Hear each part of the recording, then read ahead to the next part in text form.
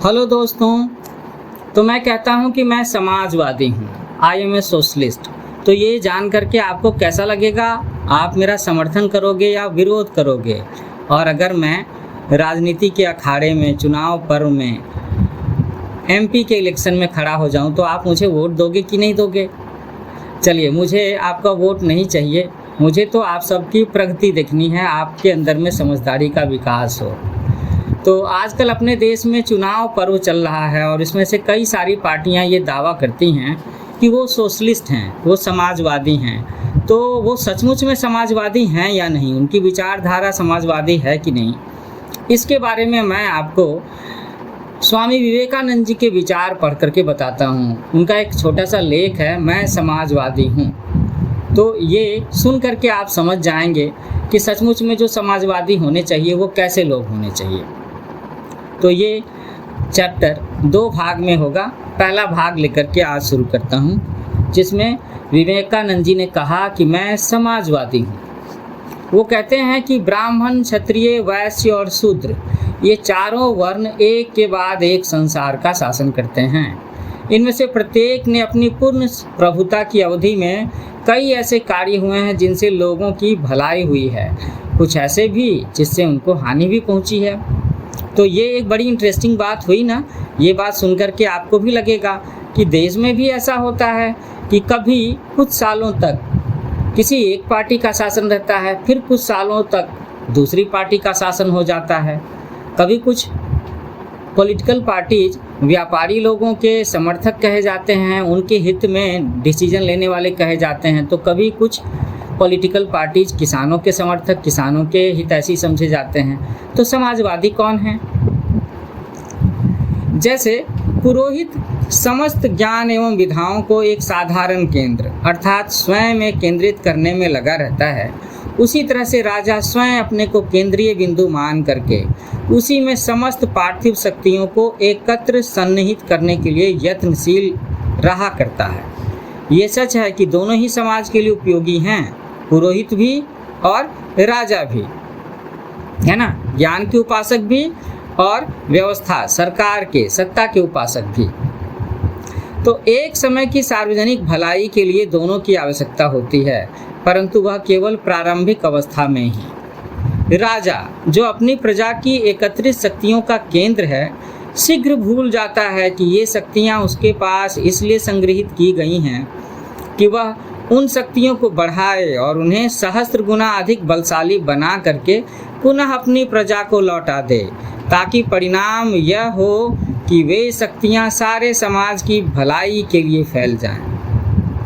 परंतु होता ये है कि अपने अहम भाव के कारण, घमंड के कारण, है ना, राजा वेन के समान संपूर्ण ईश्वरत्व का दावा करते हुए वह दूसरे लोगों को अति नीच समझता है और चाहता है कि वे दीनता प्रदर्शित करते हुए उसके सामने धरती पर लोटें, दंडवत करें, है ना, हमेशा उसके सामने में सिर झुका करके खड़े रहें। उसकी इच्छा का, चाहे वह भली हो या बुरी हो, विरोध करना प्रजा के लिए महापाप है।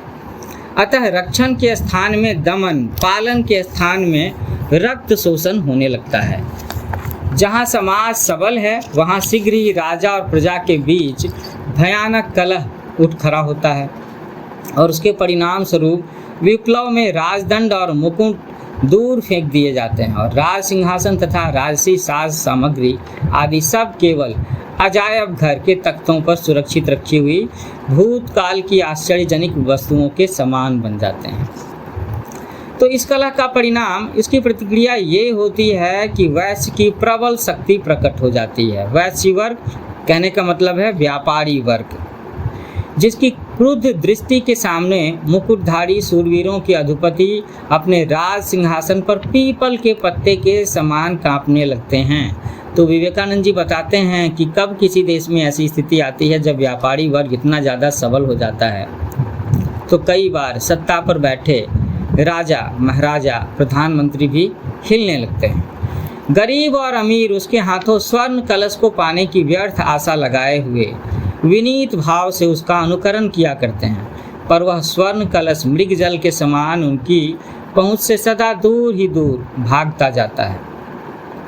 वैश्य वर्ग की शक्ति उसके पास के रुपयों में है, जिनकी झंकार की ध्वनि चारों वर्णों के मन को अनिवार्य रूप से आकृष्ट करती है।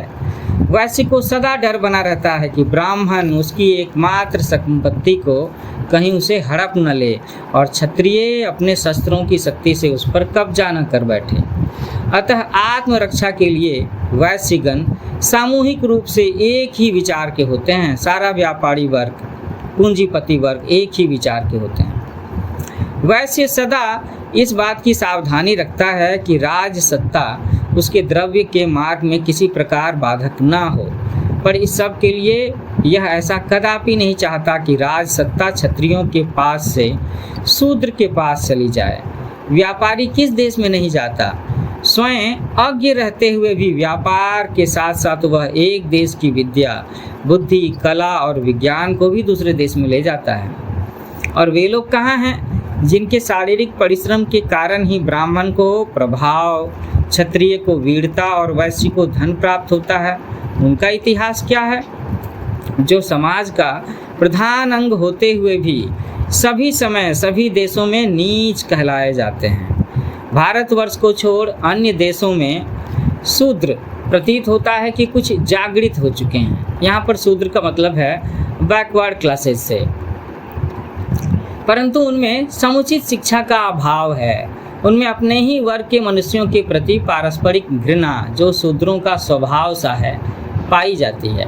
यद्यपि उनकी संख्या अन्य वर्ग वालों से अधिक है, पर उससे उन्हें क्या लाभ? वह एकता जिससे 10 व्यक्ति में 10 लाख की शक्ति इकट्ठी हो जाती है, शूद्रों से अभी भी बहुत दूर है। वो यूनाइटेड नहीं है, वो एक नहीं हो पाते।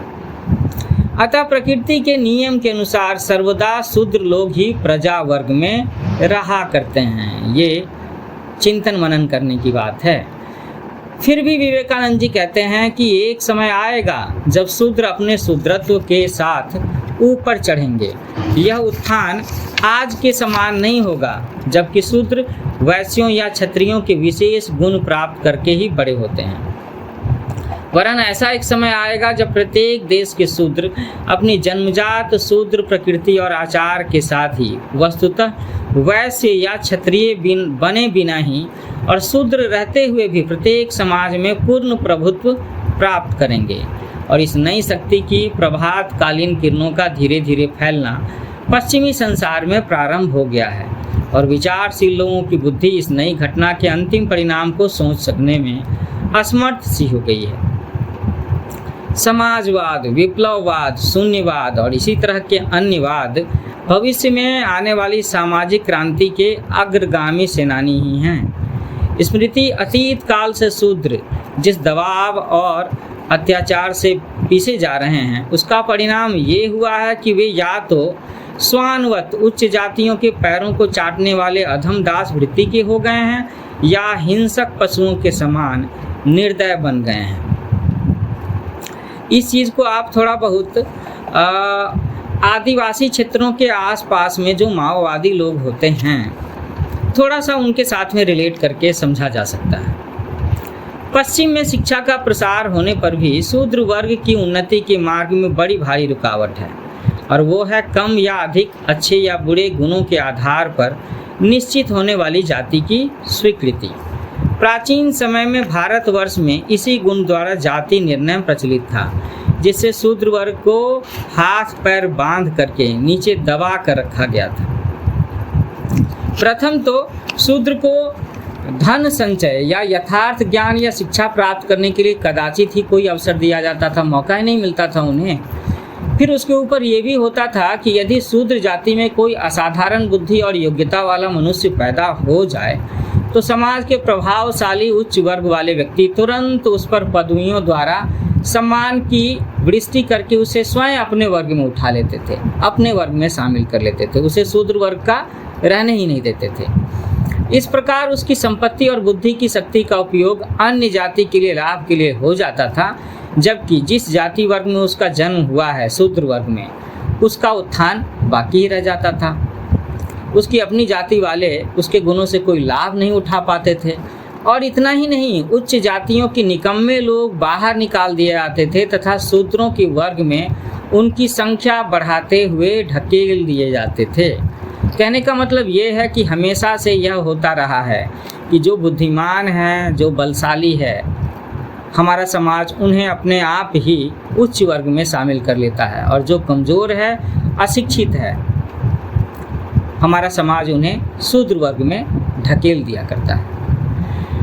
वशिष्ठ, नारद, सत्यकाम, जाबाल, व्यास, कृप, द्रोण, कर्ण तथा अन्य दूसरे जिनके माता पिता के संबंध में निश्चित जानकारी नहीं है, विशेष विद्वान या पराक्रमी होने के कारण ब्राह्मण या क्षत्रिय पद पर प्रतिष्ठित कर दिए गए थे। आप समझ रहे हो ना कि इन सब के माता पिता की जानकारी नहीं है, कुल की जानकारी नहीं है कि उच्च वर्ग में जन्म हुआ या शूद्र वर्ग में जन्म हुआ, लेकिन हमारे समाज ने, सोसाइटी ने उन्हें ब्राह्मण या क्षत्रिय पद पर प्रतिष्ठित कर दिया, उच्च वर्ग में शामिल कर लिया। पर देखना ये है कि इस प्रकार उनके ऊपर चढ़ जाने से वेश्या, दासी, ढीमर या सूत जाति को क्या लाभ हुआ? कुछ लाभ हुआ या नहीं? फिर इसके विपरीत ब्राह्मण, क्षत्रिय तथा वैश्य वर्गों के पतित मनुष्य, नीच मनुष्य सदैव शूद्रों के पद पर नीचे उतार दिए जाते थे। तो ये बात हमारे समाज में अक्सर होती रही है। संतुलन बनाने की कोशिश।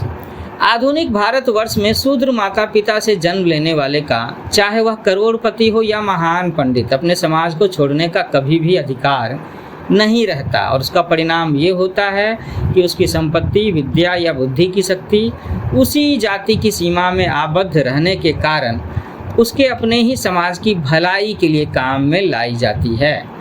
इस प्रकार भारतवर्ष की यह परंपरागत जाति प्रथा अपनी सीमा के बाहर कदम न रख सकने के कारण धीरे धीरे परंतु निश्चित रूप से अपने ही समाज के भीतर रहने वाले मनुष्यों को उन्नत बनाने में सहायक हो रही है। तो ये एक पॉजिटिव बात हो गई।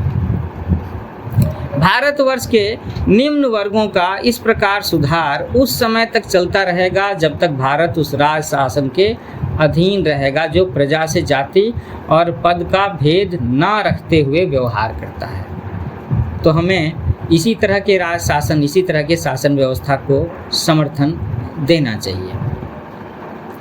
तो स्टूडेंट्स, जल्दी ही मैं इस चैप्टर का दूसरा भाग, मैं समाजवादी हूँ का दूसरा भाग, जो विवेकानंद जी के विचारों से संकलित है, लेकर के आता हूँ। तब तक के लिए happy learning with new age coaching.